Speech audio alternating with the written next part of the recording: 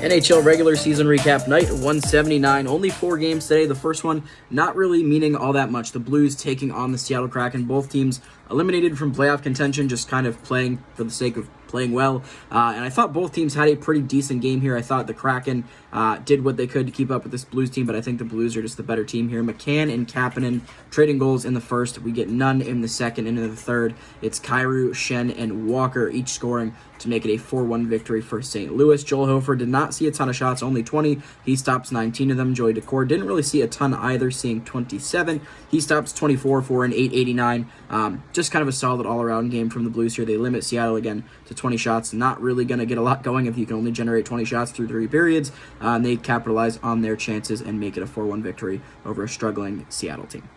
The Golden Knights hosting the Colorado Avalanche. Both of these teams fighting for seeding in the Western Conference playoff picture.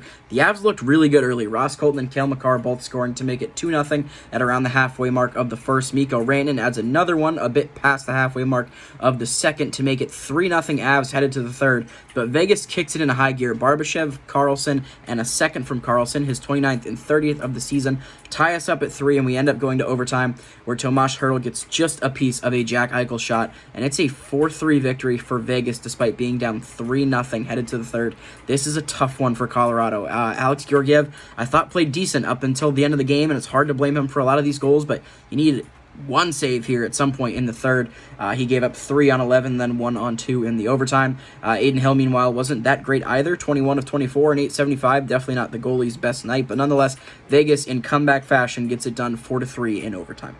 The Blackhawks taking on the Carolina Hurricane. Not really too much at stake in this game except for the Canes trying to keep up with the Rangers in hopes to potentially take over the number 1 spot in the Metro Division. And tonight, they continue their momentum. 2 points once again. It's a 4-2 victory over Chicago. Frank Nazar, though, opens the scoring. His first NHL shot ends up in the back of the net. Good for him.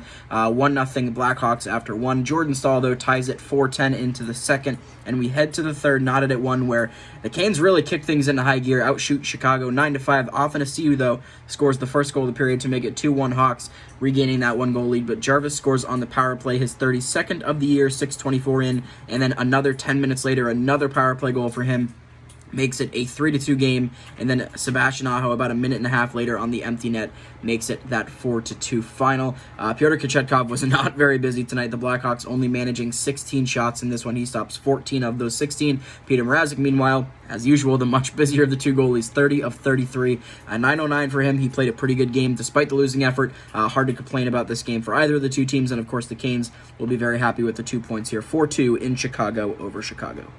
Final game of the night, the Flames hosting the Yotes, and this was a very high-scoring game. Neither Connor Ingram nor Dustin Wolf having good ones here. Kerfoot, Michelli, Kuzmenko, Coronado, and Gunther all scoring in the first. In the second, it slows down just a little bit. Zari, Gunther again, Josh Doan with his 5th, and Yegor Sharangovich with his 31st. And it is, what do we got here? Like 5-3 Yotes after 2, 5-4 Yotes after 2. And then Kadri twice in the third period, 1 on the power play, makes it a 6-5 game. Up to 29 goals on the year for him. And for the last 14 and some change, Dustin Wolf holds down the fort. It's a 6-5 win for the Flames.